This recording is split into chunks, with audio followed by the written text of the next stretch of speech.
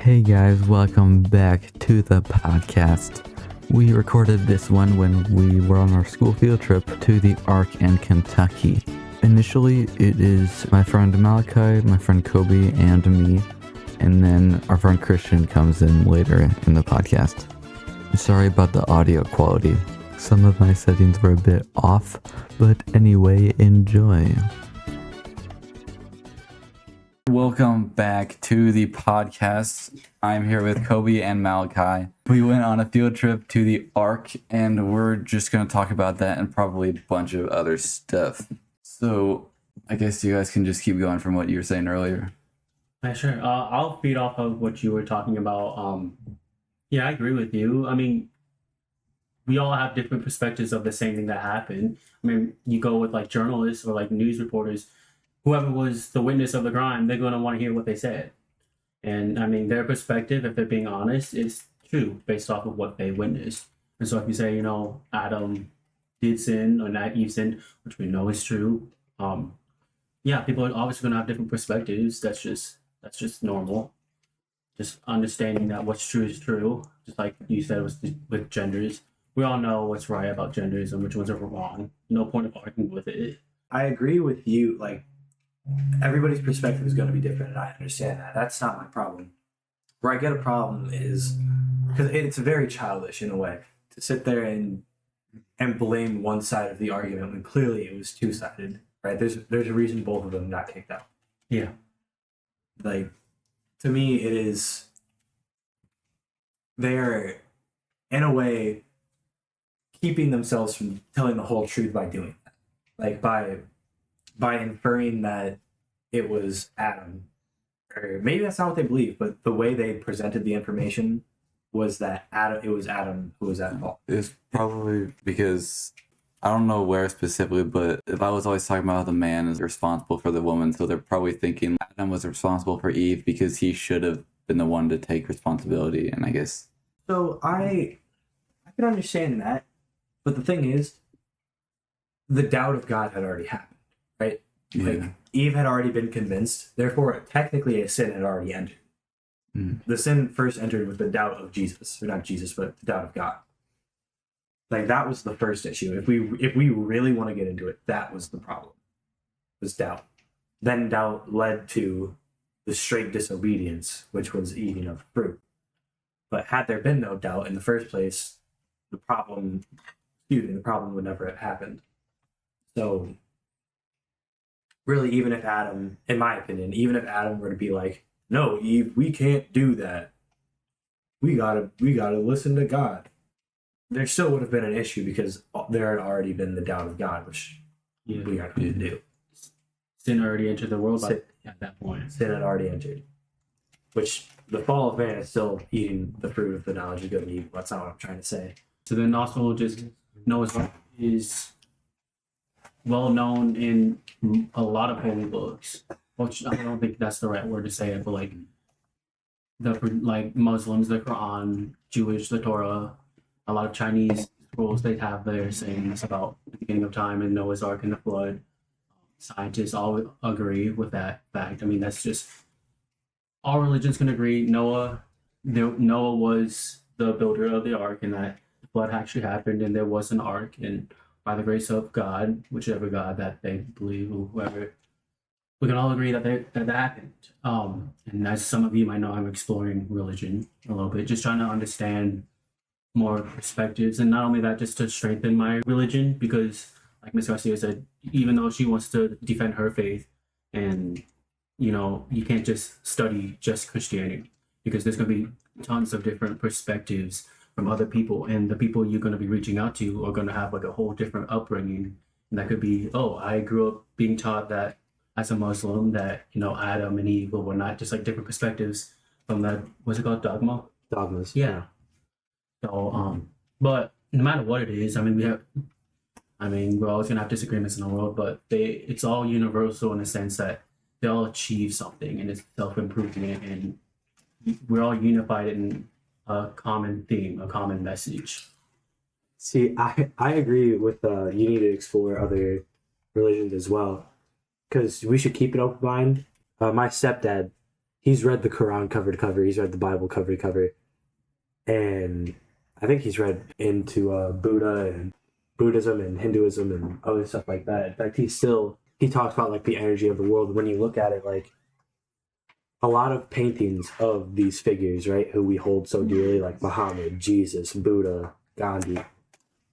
For some reason, these paintings come from all across the world, right? Mm-hmm. But around them is like a circle of light every single time. If you're like around Jesus, around Gandhi, around Buddha, there's this circle of light that is shrouding them. Mm-hmm. And like it's weird. Why do humans constantly say that like these people are like circles of light? Like they're beings of light. It's an odd thing. So even through all those perspectives, there's still clarity, which is the reason I think it is healthy to look into other people's perspectives, because, like you said, everybody's raised differently. I was just talking with our teacher on the way up here, and he said, like, when I was growing up, what my dad said was always final, right? No matter what. My wife, when she was growing up, they would scream and argue with each other, and if they didn't get their argument settled, they just wouldn't talk to each other for like a week. Which relationships like that can, in some ways, correlate to when you're trying to speak to people on important matters. Like, you need to understand you weren't raised the same way. You might not hold the same values because of that. Yeah, and like I think it's good to study religion, and I mean we all have like the impacts of religion in general. Like we can't just crap on other people's beliefs and just hate them for that, because one, we're not called to do that.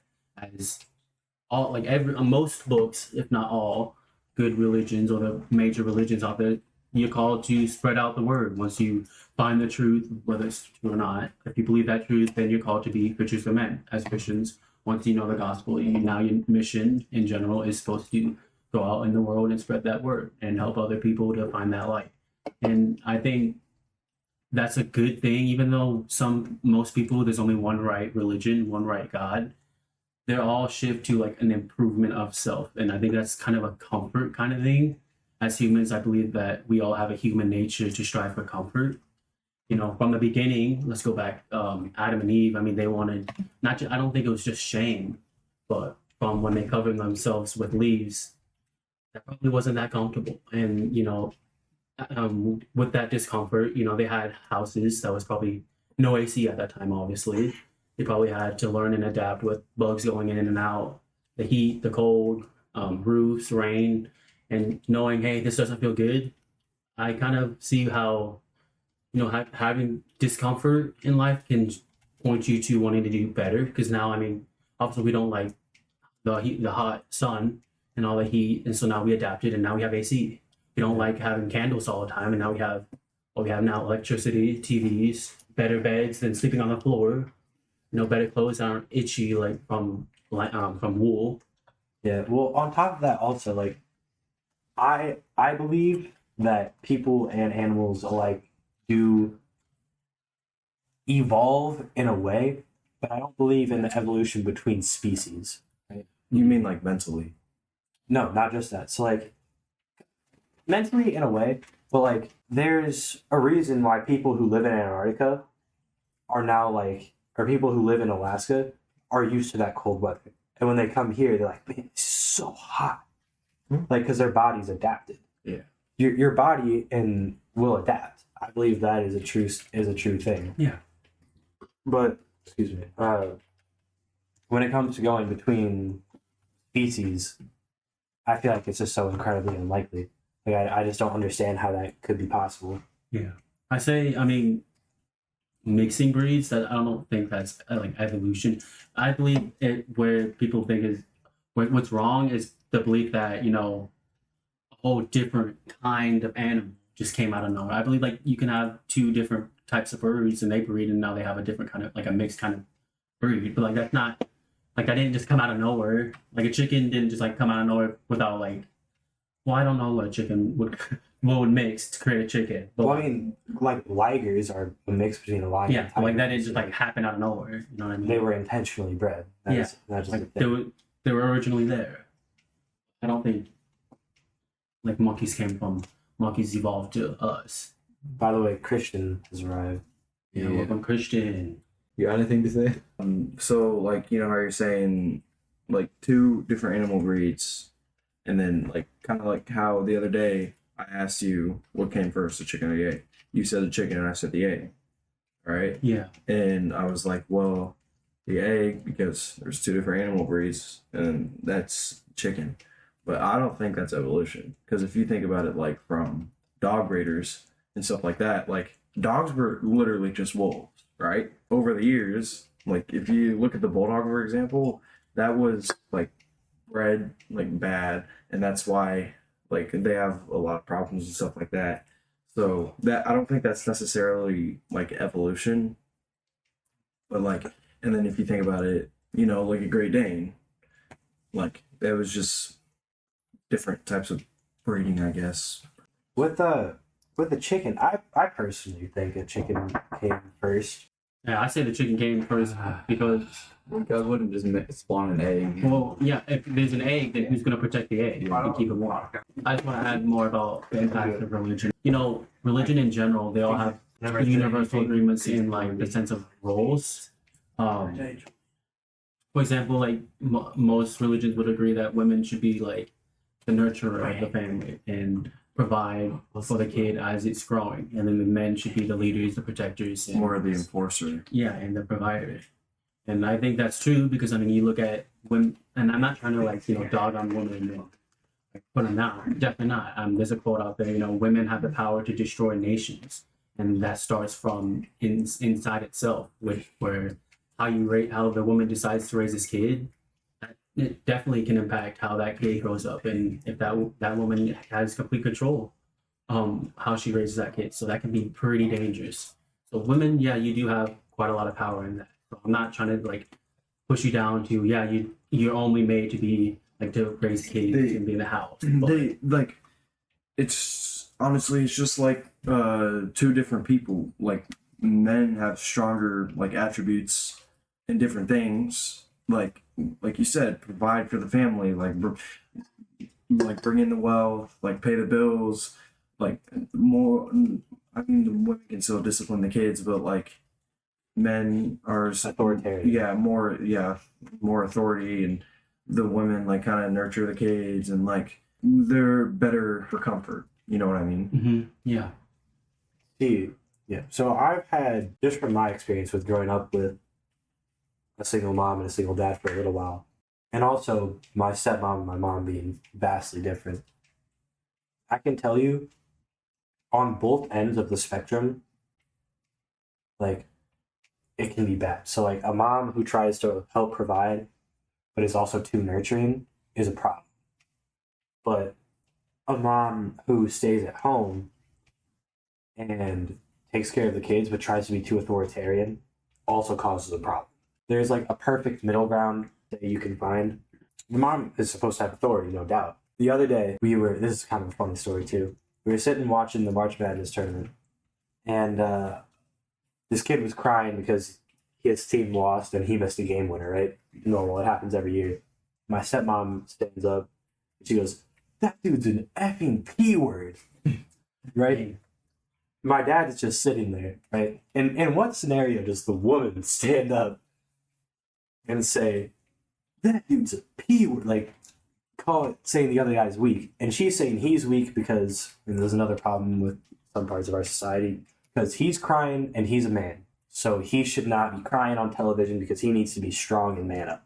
That's an example of like a woman who, in my opinion, has been given a little too much authority. Yeah. I mean, I think I can. Us three, Christian as well. We have, had our moms be single out or like separated out. Yeah, my mom was single for like 5 years at one point in time. Yeah. And she divorced my brother's dad, and she was a single mom for a long time, and she like, I think that's what causes so many problems now, because she is so used to being like the only person in control, like trying to raise the kids. And like, think about it, you're a single mother with 3 kids, and that ain't easy. And so she's finally got, like, she's married now, and I feel like she still thinks that, you know, I need to take this role of, like, authority, and doesn't realize that my stepdad could help with that a lot more. And I think that's what causes a lot of the problems, because she thinks that she's still in charge of everybody and she's the only one that has a say, and what she says goes, basically. And I'm not saying that happens all the time, but there's, like, even men to a certain point shouldn't, like, I think that's why men and women are supposed to be married and then have a kid, because they're together the whole time and they figure out each other's attributes and how they can work together to like solve the problem in the best way, or any type of situation. It doesn't even have to be a problem. And so, like you were saying with your mom calling that kid like a wuss or whatever, Yeah. I don't know how she was raised, but I think there is a certain point where too much authority on either end can really change how a kid turns out to be later in life. Yeah. I agree with that a lot, actually, especially with the point of like women and men should be together before they have a child. I don't know how much research you've done into it, but I think it's like 87% of women and men who like stay together and then have a kid, or like have a kid after being married, like 13% will be below the poverty level. I think I showed you that video from Dave Ramsey about that. Yeah. I think I showed both of you. And Like- yeah, I agree, because like, well, first, you know, my dad, biological dad, my mom had me with my biological dad before they were married. So my mom was like 17, my dad was 19. But I mean, not saying that, you know, if you don't have that father figure or that husband, then, you know, you're going to be totally ruined. My mom worked pretty dang hard to help us out, and, you know, she had to make a lot of sacrifices. I'm not saying you can't be capable of that, but in order to have your kid strive and, you know, have the best support, I think you should have two parents in the household, and specifically being a man and a wife. I mean, there's a reason why God made Adam and Eve, and the reason why there's two, not just one. I'd say, you know, married before having kids is also a good thing. There's a lot of that has a lot of impact in the way you raise your kids. I'd agree, just because, you know, you'd have more support.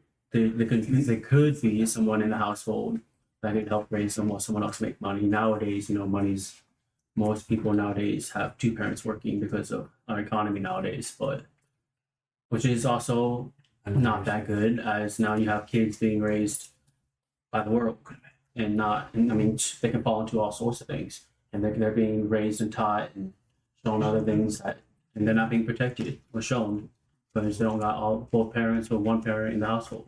That's another thing I was going to talk about was the world is at our fingertips, as they say, right? Like, we can find pretty much anything we want to on there. There's YouTube videos on how to press the button W on a keyboard, right? So you can find pretty much anything you want to with little to no trouble, which is a problem for especially our generation of boys who are going through puberty. Both parents are out working or something. Like, I mean, you get curious, and things like that you can fall into really easily if you're not aware. Yeah. I get the point you're getting at, but like, you don't even have to single it down to just boys. Like, our teenage years are probably the years where, I mean, I can't say that we're not curious about things our whole life, but like teenage years are the years that, you know, we're becoming adults. We need, like, just to know stuff, you know, but like you said, the world's at our fingertips, and like, if you got that one feeling, you know, that it's right there. And like, there's always some type of website or social media app where you can find it. That type of stuff really does ruin your mind if you do get hooked on it. I feel like more years that go on, like, the younger kids are, like, the more younger kids are getting a device. You know what I mean? Yeah. Like, my sister is 3 years old, and my parents have already gotten her a tablet just so that, like, she can be occupied while we do something. And like, that's understandable for, like, maybe a long car trip or something, but I don't think it should be used on the daily. Like, she even knows how to ask for it, and she knows how to work a video and like find stuff on YouTube. Not like search, but you know what I mean. Like, she can play a video. Yeah. And so I feel like in the future that could lead to her or like any kids her age with a device. That's just gonna lead on to them like being reliant on a device. And I can even say I'm on my phone a lot more than I should be.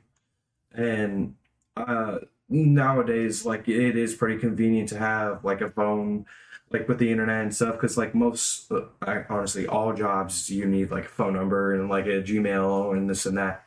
But like, there is a certain point where you still don't need your phone. Like, you don't need to have social media. Well, that's another thing. Is like the internet is a powerful tool, right?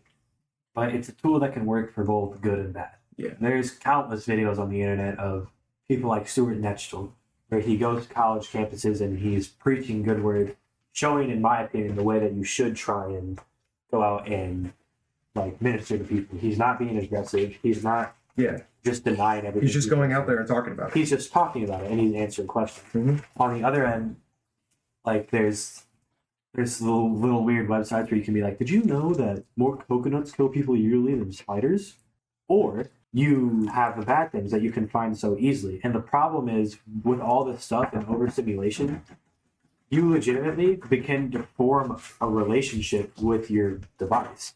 It's a major problem. That's why so many people are antisocial. That's why so many people are getting depressed, because they see that's why I don't like certain social media apps, because they show you all the bad stuff that's going on in the world, and nothing that's good if that's what your algorithm is set up for. And it draws people into this cycle of they want to see something happy, and they go on there and they just get blasted with something that's sad. Yeah. Instant gratification is going on a lot nowadays.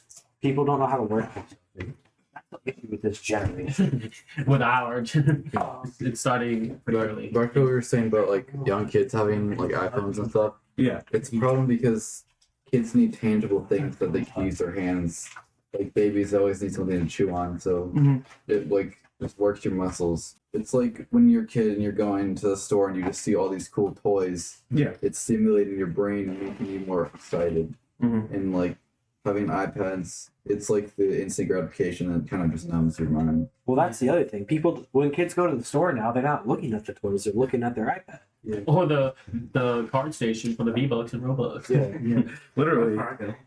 I mean, I'll admit it. When I was a little kid, I was super spoiled. Like my mom loved me and my brothers so much. Like she couldn't bring herself to punish us because she didn't want to ruin her relationship, and so she like me and my brother got spoiled. And so it took like my dad and my stepdad really cracking down on me to change it. Yeah, I know what you mean. My grandma actually was telling me about that. She was like, you know, Malachi, Amber used to spoil you a lot. She wouldn't let anyone punish you. She used to say, you know, I wouldn't let anyone punish my son. I am his, and she used to always protect me mostly because I was her first son. And I don't know, I mean, we kind of value the son more, I guess, the oldest son. But having Alan coming into the household, a couple rough patches with that. I mean, which is normal. I mean, imagine being a stepdad and you have a kid and he's like 2-3 years old or 2 or 4 years old, and you didn't have that time to like be able to raise him. Yeah, that's even just at 2 or 3 years old. Like, that's still like that's a lot. That's a the big mind jump. rapidly develops. Yeah, and that's a big jump. And then to like learn how to parent fast, because I mean, raising a newborn, it takes a lot of energy, but not a lot of, you know, watching what you're doing or how you're saying or who you hang out with. I mean, it kind of develops over time as the baby grows. But hopping right into raising a 4-year-old, that could be pretty challenging. So I think Alan kind of suffered from that. But overall, he did good, because now I say I'm more disciplined. I feel than if Amber never did meet Alan. I don't know about you guys.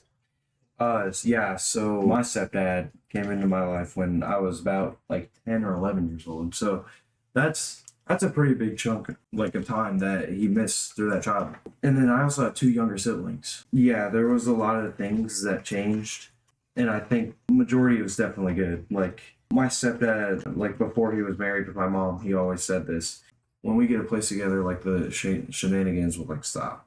And he meant, like, being disrespectful to my mom. And so I can definitely appreciate what he's done, because I look back now and I see how disrespectful we were. And I'll be honest, there's some times where I disrespect my mom, and I don't do it on purpose, but, you know, sometimes it's just like, it's easier to react how you feel than how you should. You know what I mean? Yeah, no, Like, and this circles right back to where we were a couple minutes ago about the importance of having a husband and a wife, a father and a mom in our childhood. even though he came into my life later on, he still made a drastic change. Yeah. And even just that, like, he put us in a lot better position. Like, my mom was working 3 jobs and stuff like that. So that, like you were saying, that's why it's good to have a mom and a wife, or a mom and a dad, because my bad. Like you said, nowadays, most of the time you need 2 incomes, but 2 incomes is better than 1. And that does help the family a lot. So, Well, one thing I will agree upon is the respect thing. Like, having a person, because a lot of times when someone says you're being disrespectful to you, you don't think about it, because you think, like, no, they were being mean to me and I was being mean back. And then we're like, they're in the wrong because they did it first. But then you could have a third person to come in and be like, no, this is what's happening. You need to stop. Like, that's what a good parent does. But another thing is also, in my opinion, parents disrespect their children more than children disrespect their parents, and they expect the children to react in a respectful way, which is something I personally have a lot of problems with. The other day, for example, I walk into the house. So my dad said, get home before your stepmom, because I want you to open the gate for her. Right? So we have like a farm gate at my dad's house. So I open it. Well, we were driving home. She's behind me, right? 65, going like 70, 65, 70. yeah. I'm in the left lane because a bunch of these cars are coming on from a ramp. And I was like, should I slow down and get behind the semi, or should I speed up and get in front of them? Mm. So I choose to speed up. I hit like 80, 85, clear them, like Yeah. car and a half distance of space, right? Take the ramp, like perfectly fine. Nothing, no honk of the horn, nothing. Yeah. We get home. It takes about 5 to like 7 minutes to get home from this point, right? I parked my car, I opened up the gate and everything. I sit in my car for a second because I wanted to finish the song I was listening to. And I walk in, and the first thing my stepmom says is, you're an effing idiot. Right? Like, Yeah. what constructive conversation is going to come from that? Yeah. None. And that's the we need, like, children need to learn that as well, and young adults, because we respond emotionally a lot. Mm. And whether you're messing around or not, no good conversation is going to start from, you're so dumb, you're an idiot, Yeah. whatever, right? So I reacted badly to my stepmom because she came at me like that. Yeah. Yeah. I still think I was right, but I still was very upset because of the way I was just confronted, Yeah. which is an issue, which I didn't get in trouble for it, so I don't really care. More parents, like, they need to realize in a way, like, How they acted is how, like, it's gonna teach us. Yeah, because my mom actually told me, she was like, you know, it's good to, she was talking to, not necessarily straight towards me, but more of a conversation with Alan. It was like, you know, how you treat me, if it's however the way you treat me is going to be, you should set a role, like you set a model of how Malakhi, Kainoa, and the rest of the sons should treat their wives. And my mom was talking about, you know, respect and respecting her. You know, I was wondering, you're going to have a wife, and I want to teach you how to respect the women of this household, Nevaeh, Micaiah, and my mom.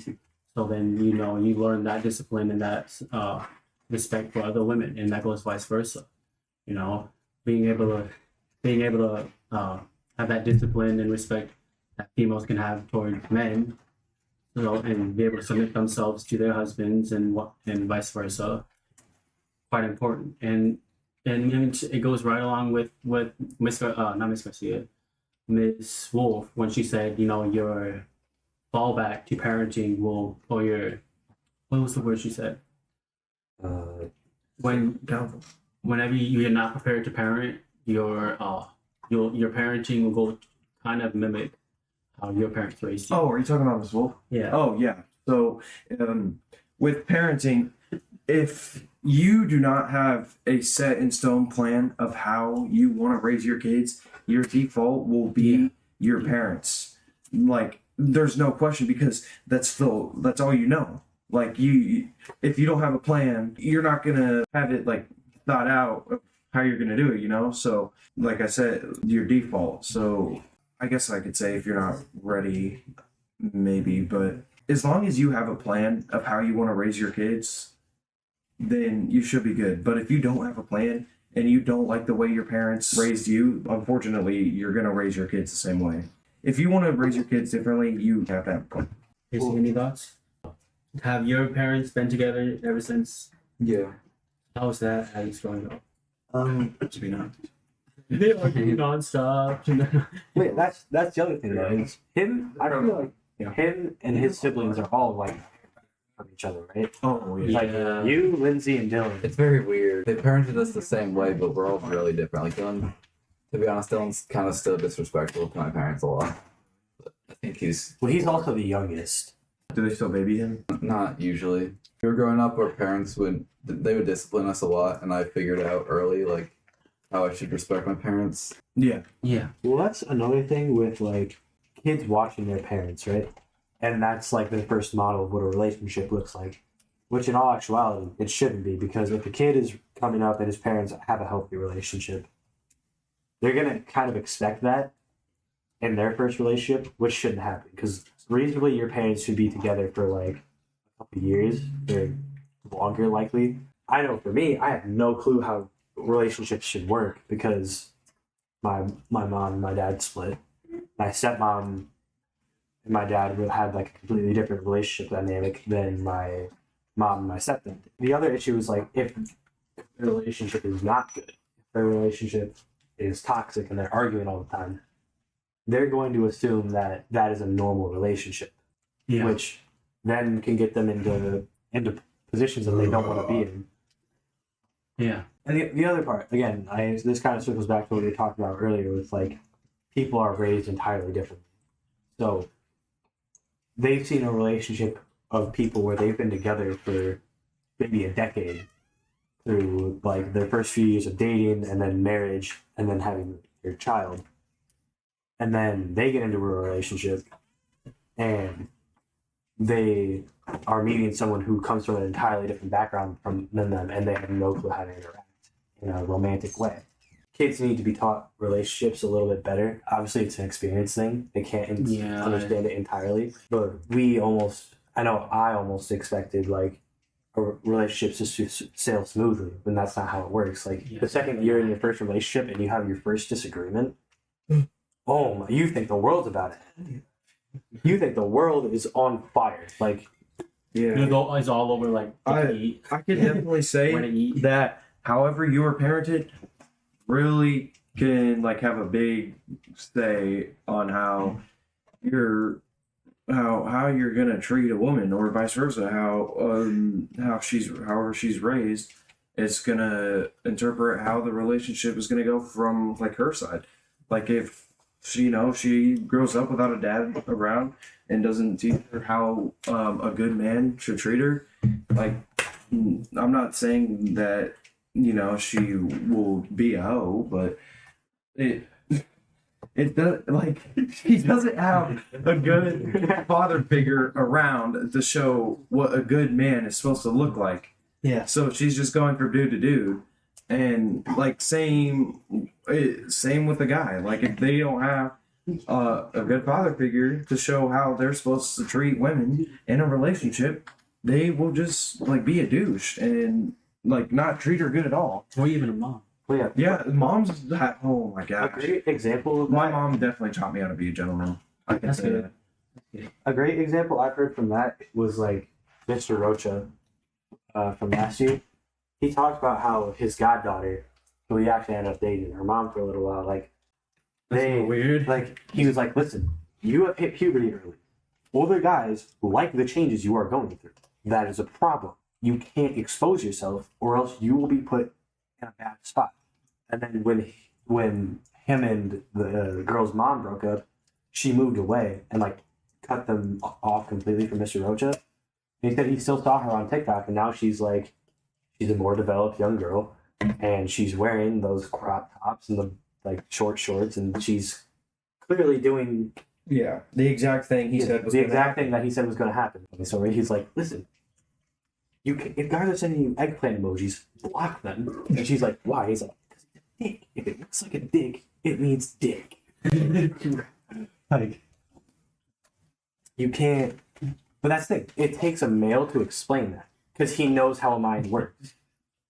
He knows how a young boy's mind works. A mother, He speaks from experience. yeah, like the mother doesn't understand how a young boy's mind is gonna work. Yeah. Like that is the other issue of single parenthood is like if it's father and son, it can be a little better because the father will at least understand how the son's mind will operate. I think being able to relate is a really strong thing that you should have. I think that's a good thing for leaders to have is authenticity, if I'm saying that right. Just so then, you can relate. Like Jesus came down on earth in human, like fleshly form and was tempted, but he didn't fall into it. But, he can say, yeah, I do understand the urges and the temptation, but I did fight through it. And so, you can too.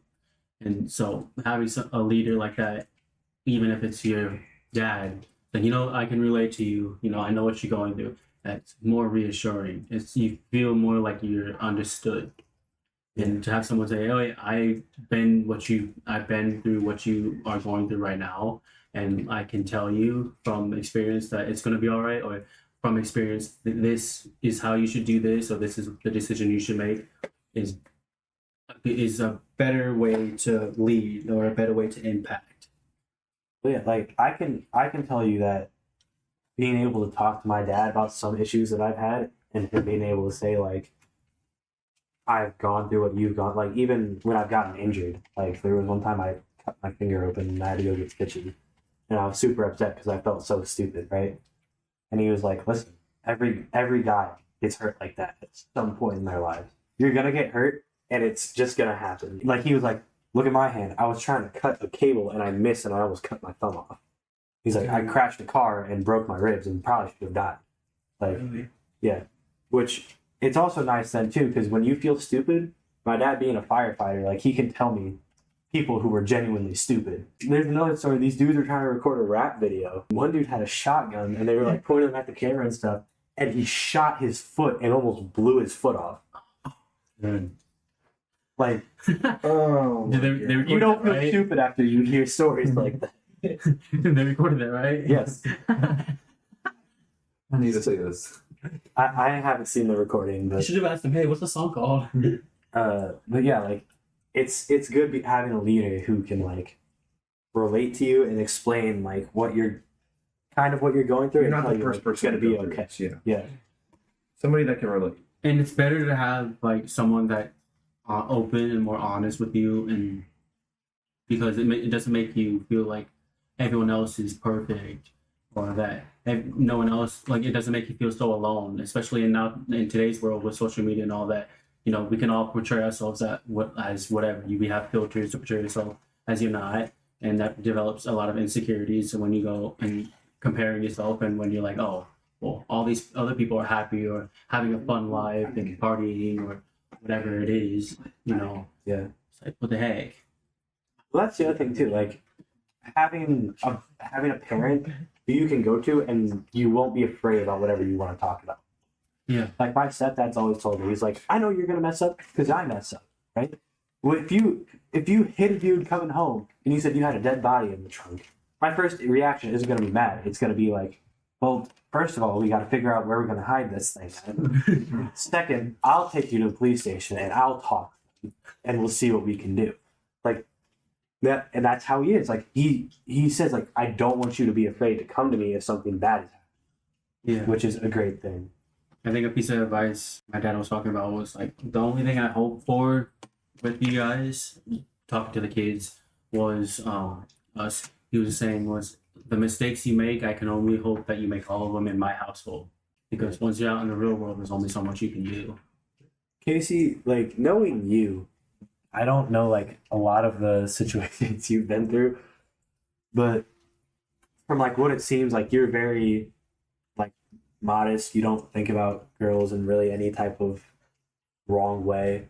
I've never heard you even come close to saying a swear word. Yeah, I try not to. He's like, You try not to. Doesn't mean I don't think swear words. So, like I guess what I'm thinking about you, it's so hard to think about you coming up and messing. Well, I do it a lot. So. I gotta Think about girls a lot. Who doesn't? Oh, Casey's a Rizzler? Hey, one way to segue into something better is what's everybody's favorite like thing that happened today at the Ark? oh, Their favorite thing they saw, some of the favorite the cows. We saw a lot of cows. A lot of weird looking ones. One looked like a chicken, but it was a cow. Saw a lot of giraffes. What are you talking about? A lot of cows. How about you, Casey? What was your favorite thing you saw at the Ark today? Waldo was pretty cool. Waldo was. Oh yeah. Yeah, let's shout out the dude. I think it was Waldo Traveler. Waldo Traveler, guys, on Instagram. I'm not trying to be like mean, but one of the funniest things was you. You gotta explain. I'll explain it in our perspectives. In our Dogmas. We're outside of the Ark. There are these big, like, concrete blocks that we could jump across. Right, they're kind of close to each They're other. kind of guarding the ticket place, so then cars cars don't run into Yeah, it. so cars can't like hit it. And Christian is standing on top of them, jumping from each one to each one. And then I turn around and I'm talking to Malakhi and I think it was Andrew and Connor. And then I just hear, oh shoot! And I turn around to see Christian foot slipping and him rolling onto his back, like falling off the concrete block. Right in front of These two girls, when he was like, I bet he was like, hey, Shoddy, watch this. And then he goes up there and just absolutely bites it. He's got a few marks all over his legs. Oh, they're bad. Well, last night. Oh man. So he's got 2 bruises, but one's more worse on his left. What and happened then- as the person falling? Like, what was going on in your head? Okay, so I'll be real. All right, once I first started and you and Connor couldn't make that jump, and I made that jump, I was feeling pretty good, and I even had a rhythm. I thought about it. I'm like 2 steps per block, 1 on each foot. So I had a whole stride, bro. I was doing great. I went down, I came back, I'm like feeling great. And I had to get the reason why I was off the box in the first place is because of those 2 ladies, and they were gonna mess up my stride, and I can't just kick them. So I had to. Should have. What happened? So I was like, all right, I gotta get off and ruin my whole rhythm and then go back around so I can do this, right? So I'm like, okay, I'm just gonna hop back on this one and get my shot going. And I hopped, but not high enough. And so that's why, so I hop up and I feel my foot get caught and turn. And that's why I'm like, oh shoot. And then I didn't even know what to do. Like I can't float. So I'm like, oh shoot. And then just, take it. And I'm laughing, He ate it. You didn't eat it. You took it like a champ. That's the highlight. And didn't I keep on going? No, you just came over to us and we were like, are you okay? And you're just like, oh, my hand's numb. Yeah, I can kind of feel that. It still is. Yeah. Look how big it is compared to my other one too. Gosh. Oh. Dude, that's bad. Okay. Chat, that's bad. For those, That is not valid. for the fact that you can't see it, It's like the place where going- his thumb meets his hand is about double the size. The fat the part, other of, part the of fat it. part of your hand. Oh my gosh! Okay. Christian has had a lot of slips, trips, and falls this trip. Yeah, okay, so for all the Star Wars fans out there, I was chasing Justin and Gabe into their room, right? And I literally just slipped. And I slipped, and so there's like I don't know what you call them, like dividers between the room, you know, where the wall comes out a little bit, and I slip and I literally smack my face into the wall and then just fall down. Like if there's a definition of how somebody eats it, it was that scenario. When I was younger, we were in New Jersey, right, at the boardwalk. They had like the glass maze, right? But my brothers were chasing me, so I was trying to get away from them. And when I say it's glass, I mean like it's like polished, clear glass. So I turn around and I see like they're coming on my tail, right? So I'm running, boom! Face print into the glass. Like you could see my facial features on the glass. Oh yeah, so I have a Star Wars story as well. So I have a close friend who was over like a long time ago. So to give you an example, let me see one of these. So Oh yeah, and then Carter stabbed Christian in the throat last night with that lightsaber. to give you an example of what happened. So me and my buddy are fighting, right? And then I miss because like my thing goes down here, and he just nailed me in the nose. Like this? Yes. Like full on like boom. Hit me straight in the nose. I remember it so distinctly because I had a Spider-Man ice pack that my dad gave me and put on my nose. That thing was gushing, dog. Yeah, I think this podcast is like getting out of hand now. All right. That was a good podcast, though. Yeah, thank you all for listening. Thanks for watching, guys. Dealing with us. Yeah, subscribe. Goodbye.